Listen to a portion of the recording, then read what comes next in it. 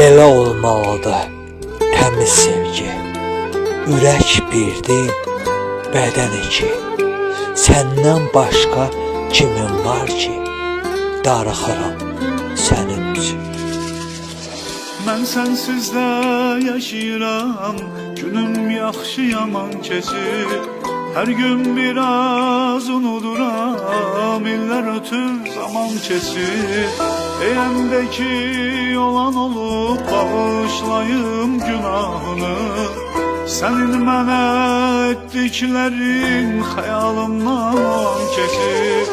Bir bax səni sevdim deyə utanıram öz-özümdən. Hiç üzünü gördüm deyə daha düşdün sən gözümdən. İndi mənim həyatımda sənlə bağlı heç nə yoxdur.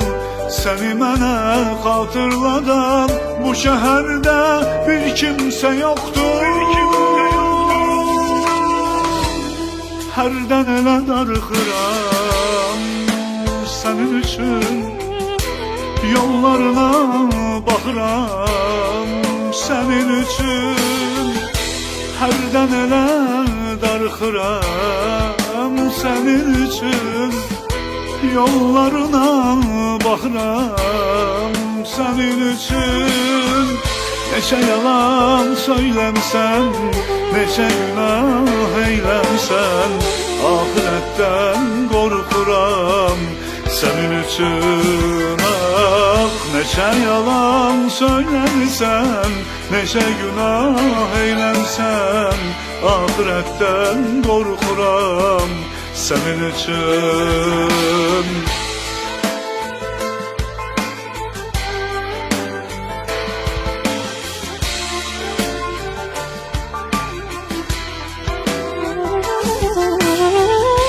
Sənlə vurur ürək yenə, gəl eylə kömək yenə.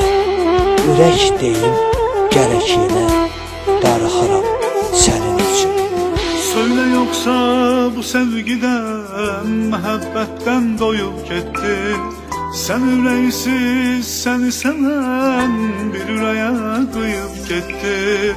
Heç həyatım dediğinin hayatını düşünmedim. Ay insafsız məni kimin ümidinə qoyub getdi.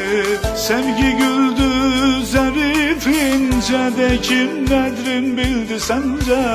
Mən saxladım ürəyimdə, sən attın onu bir küncə. İndi mənim həyatımda sənlə bağlı heç nə yoxdur. Səni mənə xatırladan bu şəhərdə bir kimsə yoxdur.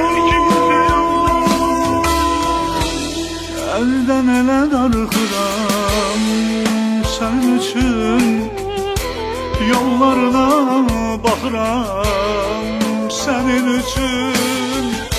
Hərdən elə darıxıram sənin üçün, yollarına baxıram sənin üçün.